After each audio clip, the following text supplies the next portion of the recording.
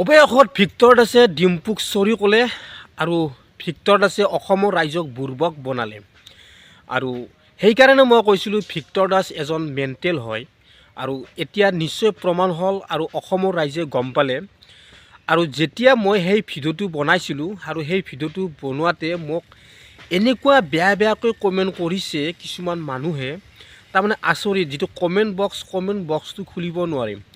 আৰু আপোনালোকে কোনোবাই যদি দেখা পোৱা নাই কমেণ্টকেইটা, আপোনালোকে সেই ভিডিঅ'টোত চাব, মোৰ ভিডিঅ'টোত তাতে দেখা পাব। মই একচুৱেলি ভিক্টৰ দাসক বেয়া বুলি কোৱাৰ কাৰণটো হৈছে কি, তেওঁ ছ'চিয়েল মিডিয়াত আহি বহুত বেয়া বাক্য কয়, সেইকাৰণে তেওঁক বেয়া বুলি কৈছিলোঁ। আৰু ভিক্টৰ দাস যিমান ভাল মানুহ নহয় কিয়, যিমান ভাল মানুহ নহওক, যদি মানুহক বেয়াকৈ বাক্য আচৰণ কৰে, মানুহক বেয়াকৈ ব্যৱহাৰ কৰে, সেই মানুহজন কোনোদিনে ভাল হ'ব নোৱাৰে। আৰু একজন শিক্ষক একজন হৈ কিনে যদি ছ'চিয়েল মিডিয়াত আহি যদি মানুহক বেয়া শিক্ষা দিয়ে, বেয়া ভাষা কয়, তেতিয়াহ'লে সেই মানুহজন কেনেকৈ ভাল হ'ল?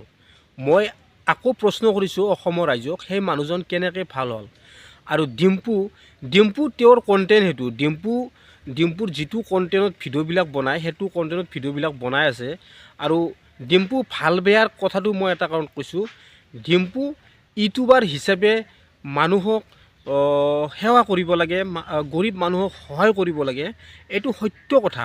কিন্তু তাৰে মাজত কিছুমান কথা থাকে, কিছুমান ইউটিউবাৰে যেনে সময় গগৈ যিটো ভিডিঅ' বনায়, সেই ভিডিঅ'বিলাকৰ তেওঁৰ কণ্টেণ্টে হৈছে এইটো, মানে গৰীব মানুহক সহায় কৰা। তেওঁটো কণ্টেণ্ট বাছি লৈছে আৰু সেই কণ্টেণ্টৰ ওপৰত তেওঁ ভিডিঅ' বনায়। আৰু সেইকাৰণে অসমৰ ৰাইজে ভাল পায়, মানে গৰীব মানুহক সহায় কৰাৰ কাৰণে। আৰু ইফালে ডিম্পু বৰুৱাৰ যিটো কণ্টেণ্ট, তেওঁ মানে কিছুমান বস্তু, নেদেখা বস্তু দেখুওৱা, তেওঁ সেইটো কণ্টেণ্ট বাছি লৈছে আৰু সেইটোৰ ওপৰত তেওঁ ভিডিঅ' বনায়। সেনেকুৱা আৰু ইউটিউবাৰবিলাকৰ মানে কণ্টেণ্টবিলাক হৈছে এনেকুৱা। তাৰোপৰি সেইদিনা যোনদিনাখন ডিম্পু বৰুৱাই এটা ভিডিঅ' বনাইছিলে গুৱাহাটী চিটিখনক লৈ কিনে, আৰু সেই ভিডিঅ'টো একচুৱেলি কিছুমান ৰহস্য আছে তাতে। কি ৰহস্য আছে সেইটো অসমৰ ৰাইজে বুজি পাইছে নে পোৱা নাই সেইটো মই গম নাপাওঁ। কি ৰহস্য আছে, গুৱাহাটী চিটিখনত নাইট অৰ্থাৎ ৰাতি কি হয়, মানুহবিলাকে কেনেকৈ থাকে, কি অসুবিধাত থাকে, মানুহবিলাকে কিছুমান বস্তু নাজানে, মানে ক'ত কি মানে দোকান পোহাৰ খোলা থাকে, আৰু ৰাতি পোহাৰে সেইবিলাক ক্ষেত্ৰত কিছুমান বহুত ডাঙৰ বিপদ হয়।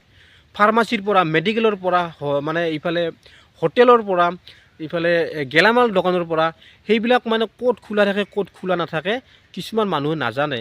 সেইটোৱে আচলতে ডিম্পু বৰুৱাই দেখুওৱাৰ কাৰণে ভিডিঅ'টো বনাইছিলে, কিন্তু সেইটো কিন্তু বেয়া কথা নহয়। আৰু সেইটোৰ ওপৰত ভিক্টৰ দাসে বহুত বেয়াকৈ তেওঁক মানে লাইভ যোগে আহি কেনে বহুত বেয়া বাক্য কৈছে।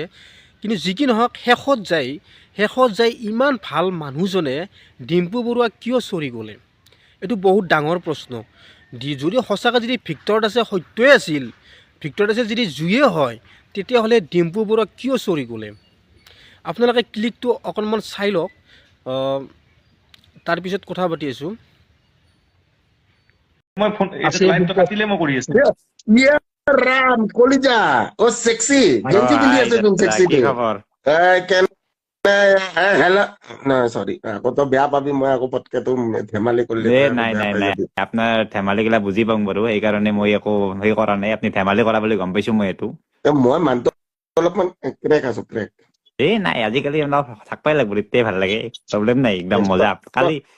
কালি উৰুকা কি আয়োজন? মই সঁচা এটা কথা কওঁ, বেয়া যদি নাপা, নিজৰ বুলি কৈছো।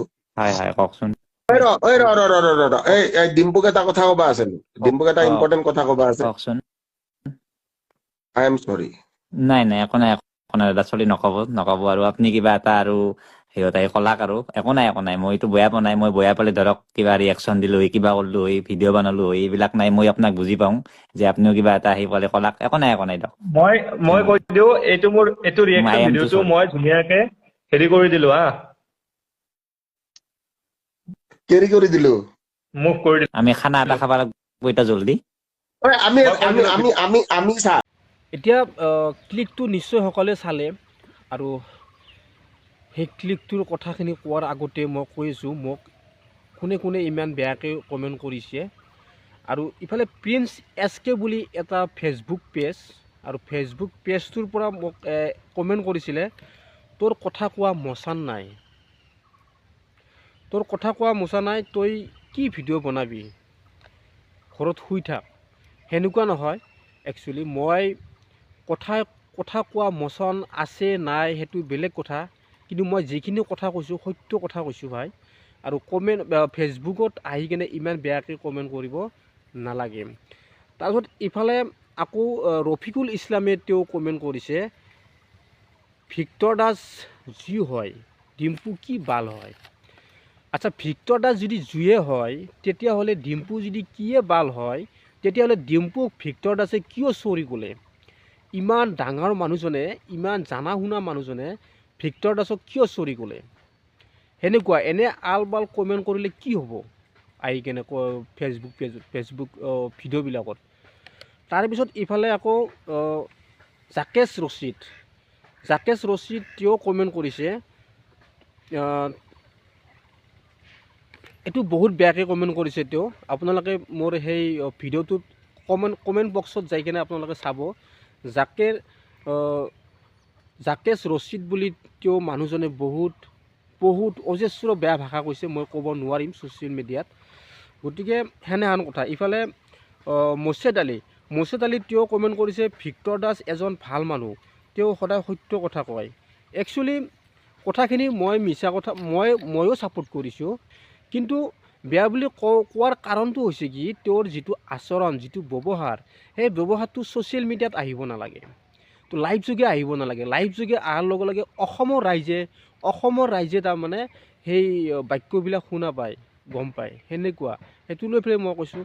তো যি কি নহওক, ছ'চিয়েল মিডিয়াত বেয়া বাক্য কোৱাটো আচলতে সকলোৰে ভুল। মই এইখিনি কৈ ভিডিঅ'টো এৰিলোঁ। জয় হিন্দ, জয় অসম।